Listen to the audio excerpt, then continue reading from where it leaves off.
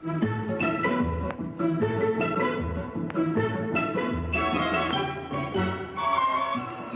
of these ladies is an international champion.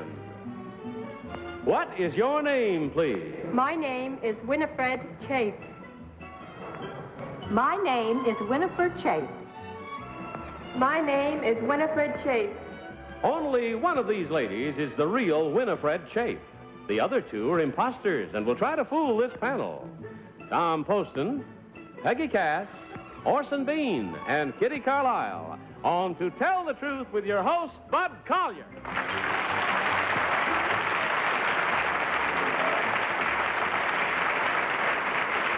Thank you very much. Welcome once again to Tell the Truth. Good evening, pal. Good evening, Bud. Good evening, Bud. Ah, that's good, that's good. Orson, I hear you're opening tomorrow night. Let's see, in... Mary. Paramus, New Jersey? Paramus, the Bergen Shopping Mall Theater, the lovely theater on the mall in Paramus, New Jersey. You're going to do Mary. Gene Kerr's play. Yeah. You did it here, didn't you, on Broadway? No, I never did. Tom did. Oh, Tom did. I did? Well, he Tom did it does. first. Tom will. He's been working with me, though. Yeah, I love that show, too, by the way. That's really a great show. And I like Bod Ludlam out there. I worked out at Paramus, too.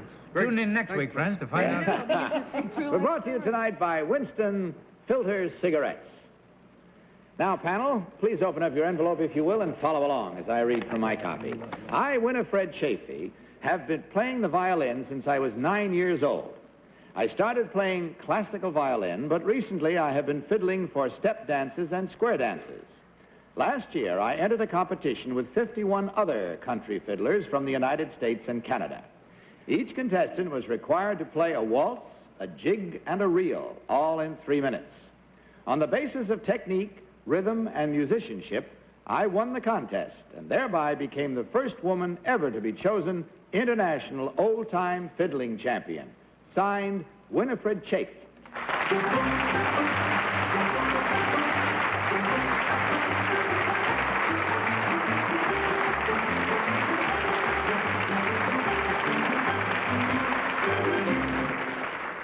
Well, I hope you and the ladies involved will forgive me for mispronouncing her last name when I first read it in the story.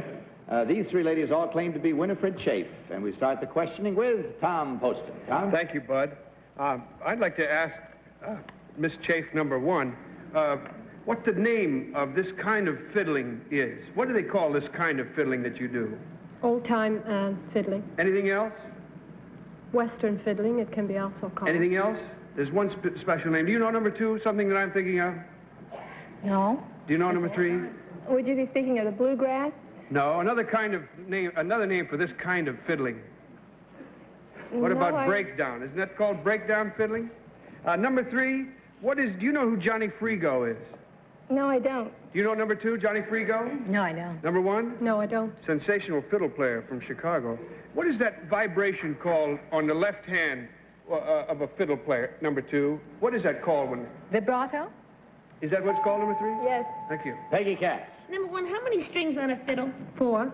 And number three, do you tune your fiddle the same as other people's fiddles? Like plain, ordinary, like, say, high-fifth? I mean, have you used the same method of tuning? I suppose so. I never saw him tune his. Oh, well, that's true. Number two, when you fiddle, do you do the calling as well? No. All it is asked is fiddling. Thank you. Number one, is Turkey in the Straw, what kind of little dance would you call that? Turkey in the Straw. An old-time dance, a square dance it could be used for. Well, number three, would you say it was a reel or a jig? I imagine a jig. Thank you. What was it? What is the... Orson Bean. All right, I'll ask that question. Number three, who was the famous fiddle player that sometimes appeared on Grand Ole Opry? Number two, do you know? Red Foley? Number one, who is Ernest Tubbs? Who is he? Yeah. He's a singer. All right, number one again, what is the Devil's Dream? That's a reel. All right. Number two, what is rosin used for? Well, that's used so that the bow will stick on the number string three, what is set. the triple 16? I don't know. Do you know number two? No, I don't. The triple 16, all right. Number one, I've seen guys play the fiddle like down under their knees, between their legs. Can you do that trick? No. Oh, could you do it in slacks? No. I'm an old-time fiddler. Kitty Carlisle. Number one, what is a mute? Number 1. Excuse me, I'm sorry. What is a mute? A mute? It's a little thing that's put on a violin just to make it softer. Thank you. Number 2, what is your bow made of? It's made of horsehair. Number 3, what was Paganini famous for? Who? Paganini. I don't know. Number 1, what was the waltz you played? The waltz? Yes. The Rosebud of Allendale. And the jig, number 2? The Irish washerwoman. The Irish washerwoman. Yes. Number 3, what was the other one? The reel. The reel. Scottish reel. Scottish reel. Traditional Scottish reel. Thank you. Number 2, what does do-si-do mean?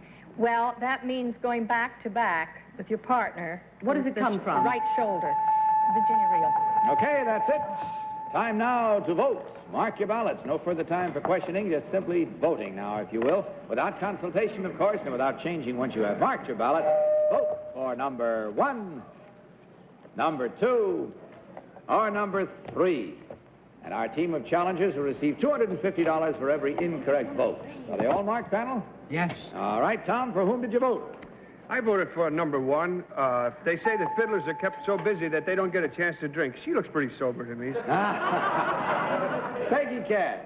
I voted for number 1. She's so young that it's hard to believe it, but gee, she knew the Rosebud of Allendale. Anybody who knows that must be the real one. Orson Bean.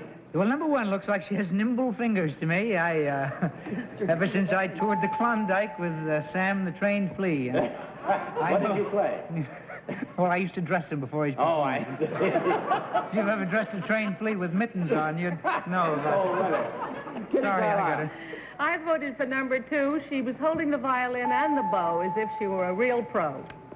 Oh, well, that's almost unanimous. There were 3 for number 1, 1 for number 2, and none for number 3. Let's find out now which one of these ladies, in truth, is Winifred Chafe. Will the real Winifred Chafe please stand up?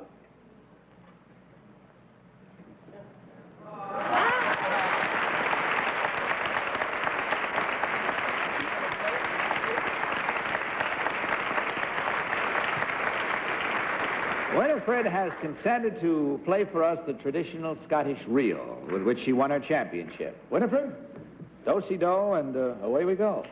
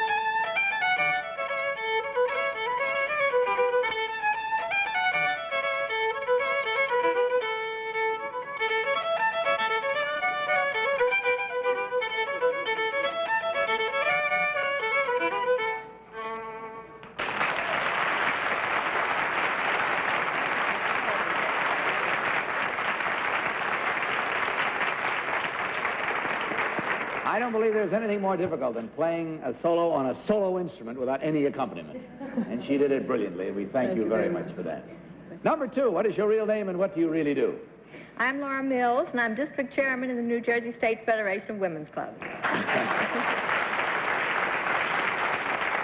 Thank you. Number 3, what is your real name and what do you do? I'm Mary Frances Freeman. I work for Peter Brady Associates, tile contractors. Well, we checked the score and find that Panel was smart on this opener tonight, and they had 3 correct and only 1 incorrect, but that's still worth a nice round fat $250. And we thank you very much and hope you enjoyed yourselves as much as we enjoyed having you. Good night, and God bless you.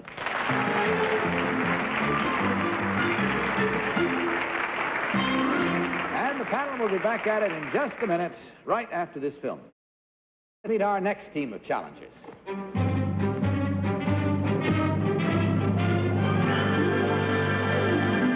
What is your name, please? My name is John Newmark. My name is John Newmark. My name is John Newmark. Panel, follow along once again, if you will.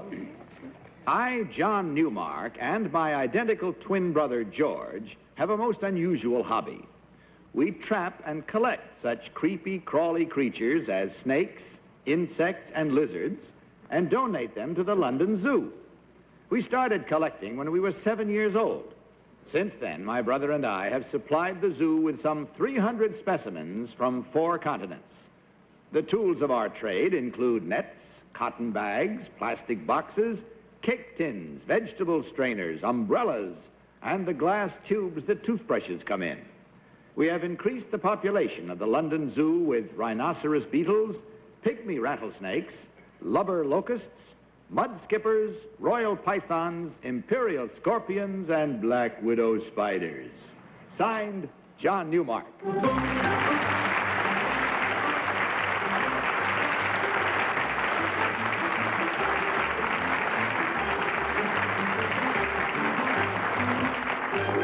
Now, panel, these 3 gentlemen all claim to be John Newmark. Let's start this cross-examination with Peggy Cass. Peggy? Thank you.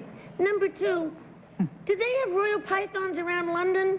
Only in the zoo, as such, in the Regent's Park Zoo, and then at Whipsnade, which is some 50 miles outside London. Thank you. But number 3, where did you catch your royal python? The royal pythons we caught in West Africa. Number 1, do you pay your own way over there to catch these swell things for the London Zoo? No, we don't. Oh, I see. May I ask you, number 2, what you use the vegetable strainer for? We use it for catching such small animals as crustacea that exist within certain ponds and other small aquatic insects. I see. Orson Bean. Yeah. What color crustacea do you get there, number 2?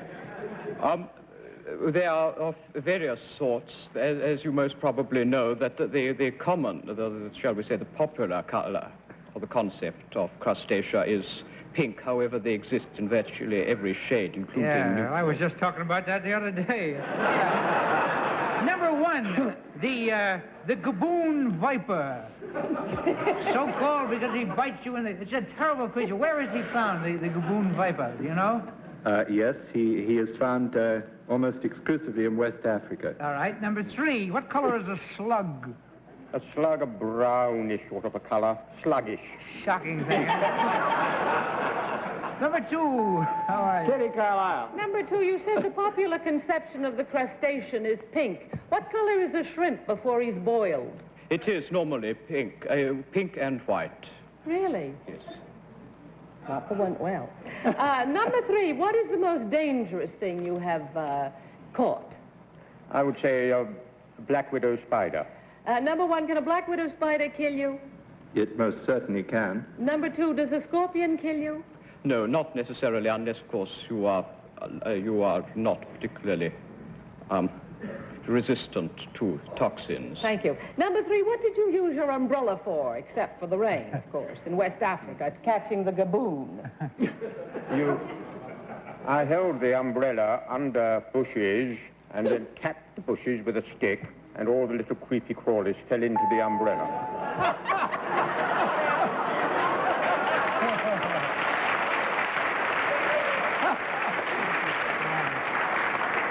Tom Poston. I've heard of pennies from heaven. Boy, that's... number 1, what's a hellbender? I don't know. Do you know number 2? I wouldn't know, no. Number 3, what's a hellbender? Do you know? Sounds like a snake. No, it isn't. It's a salamander. I thought you'd all know. What is the most poisonous kind of scorpion, number 2? It is one which I cannot give you its scientific name. I'm afraid that my Latin is poor. But it is one which is commonly found in West Africa. Number 3... That's all we have time, I'm sorry to say, to question, but you may still have some time left to mark your ballots. Will you do so at once, please? Without consultation and without change, of course. Vote for number 1, number 2, or number 3. All ballots marked. Oh. All right. We'll... All marked? Okay, Tom, for whom did you vote? I voted for number 1. He didn't have too much to say, and I figured being an identical twin, he'd only talk half as much as anybody else. Peggy Cass. Well, I voted for number 1 because he's so big, and it just seemed to me he and his great big twin brother would have to those little things that just seem logical. Orson Bean. Well, these guys should have their own show, the three of them, whatever they are. They're all great, two great liars, and I don't know why, but I voted for one because the Gaboon Viper, most hated beast, people blanch visibly at the sound of the name, does indeed come from West Africa, formerly Gaboon territory. Now I believe the country of Gabon. I hope I haven't offended the entire United Nations. Number one. Kitty Carlisle. I voted for number 3. I thought all this time you were making up the Gaboon I wouldn't do a thing like that. And anyway, the kind of shrimp I see before they're boiled are kind of pale gray. Greeny gray. Yeah, and number 3 didn't know what your salamander was, but I figured you made that up. No, it's a hellbender. Well, there we have it. So the vote's all in and the mind's made up and the reasons given. Let's find out now, immediately. Which one of these gentlemen is, in truth, John Newmark? And we are going to ask John's twin brother to help us. George, would you please come down and pick out your twin brother, John?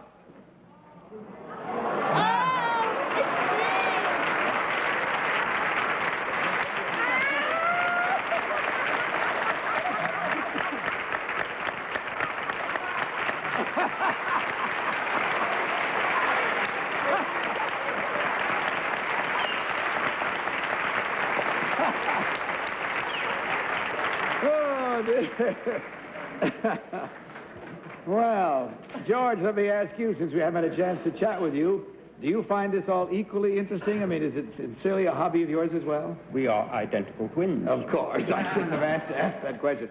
Incidentally, the Newmark brothers have written a fascinating book based on their collecting experiences, and it's called To the Zoo in a Plastic Box, which is a good title. And we wish you both the very best of good luck with it. And we're grateful to you for joining us tonight. Number 1, what is your real name, and how come you got all the votes? I mean, what do you really do? My name is Anthony Cornwell. I'm an advertising copywriter for Westinghouse Products.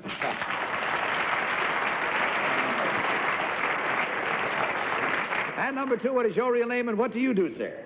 My name is Emlyn Davis. I'm a senior at the Collegiate High School in New York City.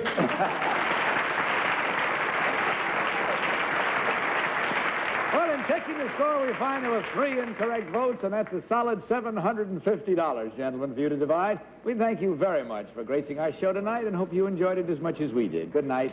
God bless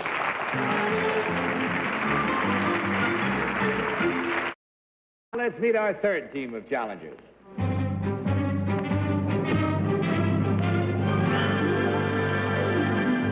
What is your name, please? My name is Jane Wagner. My name is Jane Wagner. My name is Jane Wagner. Follow along once again, panel, with your copies, if you will. I, Jane Wagner, am co-author of the only existing guidebook that lists the thousands of services, entertainments, and facilities available in New York City after dark. As a result of intensive research, I can now inform night-oriented people where to cash a check or rent a tuxedo at 3 in the morning, where to go for a Swedish massage or to buy a garden hose at 4:30 a.m., or where you can get your hair done or have your TV set repaired an hour before dawn. We have compiled the names, addresses, and business hours of almost 2,000 late-night establishments in a new book called The Night People's Guide to New York. Signed, Jane Wagner.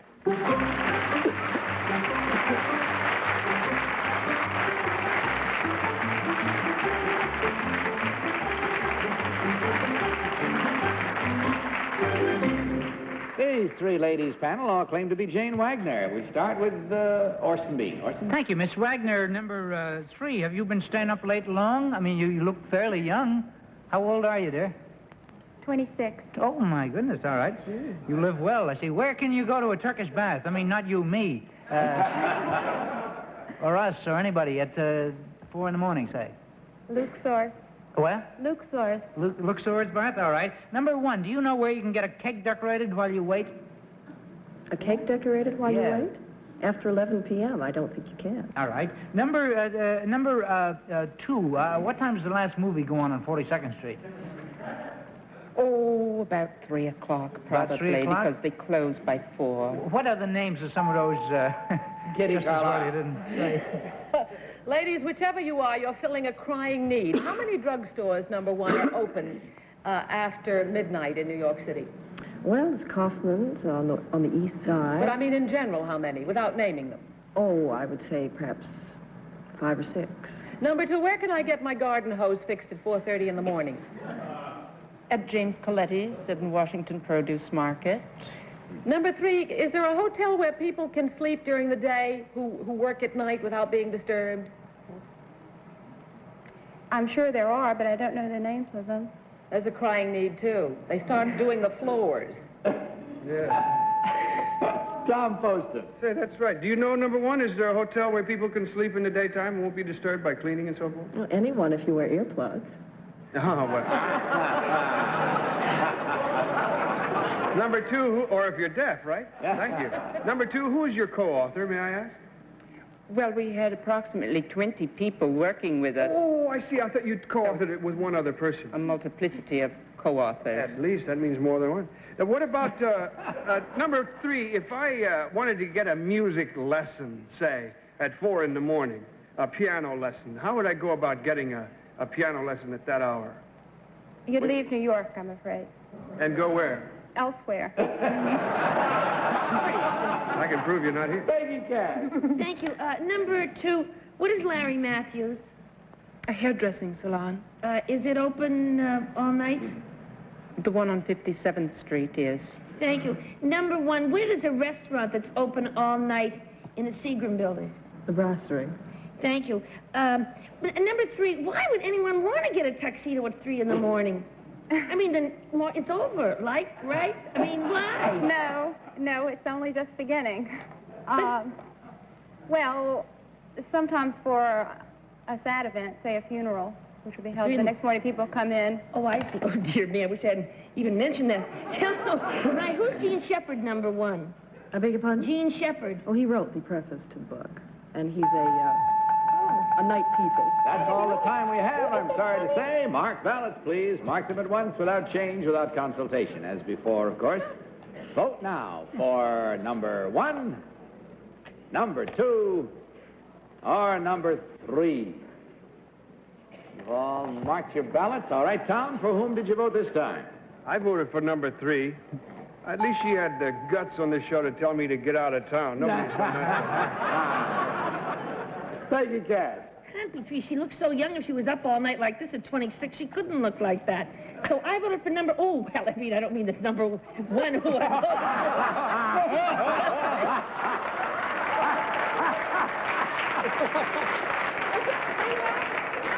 voted. It's all right, Peggy. You'll get a chance to chat with her later. Orson. I meant to ask about Mr. Balducci's fruit market in Greenwich Village, where you can get, stained bananas and things like that. I think it's probably number 2. She knew about Larry Matthews and all a million answers, but I voted for number 3 because it seemed unlikely and she's sweet and like that. She knew about the steam bath. Kitty, what about you? I thought they were all marvelous. They knew about everything, but I voted for number 3 because she looked so outraged when Tom Poston asked where he could get a piano lesson at 4 in the morning. And I think she felt that was infringement on the seriousness of the book.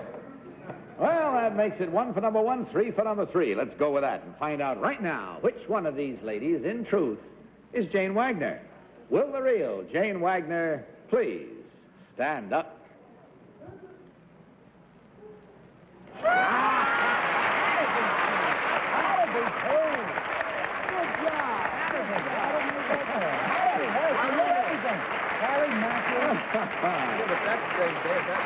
It's not often that they get fooled all the way. Believe me, they'll smart from it for weeks. They're not happy about that. Number 1, what is your real name and what do you really do? My name is Elizabeth Smith, and I'm the director of the New York office of the Experiment in International Living. Thank you. I'm number 3. You garnered most of the votes. What is your real name and what do you do? My name is Carol Paul. I do publicity for Cinderella of Boston. They make small shoes for women. Well, you checked the score and you've already spent it, I'll bet, because it was 4 times $250 for 4 incorrect votes, total of $1,000, ladies. That'll keep those smiles on your faces for a long time to come. And I hope the smiles started on this show because you've left us smiling, too. Good night, and God bless you.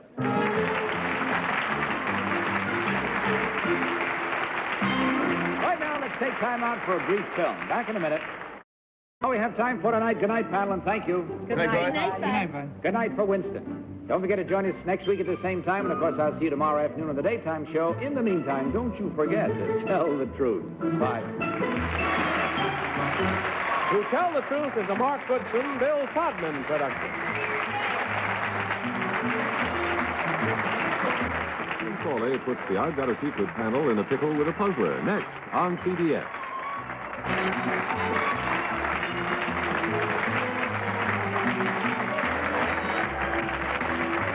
To Tell the Truth has been brought to you by Tempo, the new filter cigarette with charcoal. Tempo for taste too good to miss. This is Johnny Olson speaking. For To Tell the Truth, the program was recorded.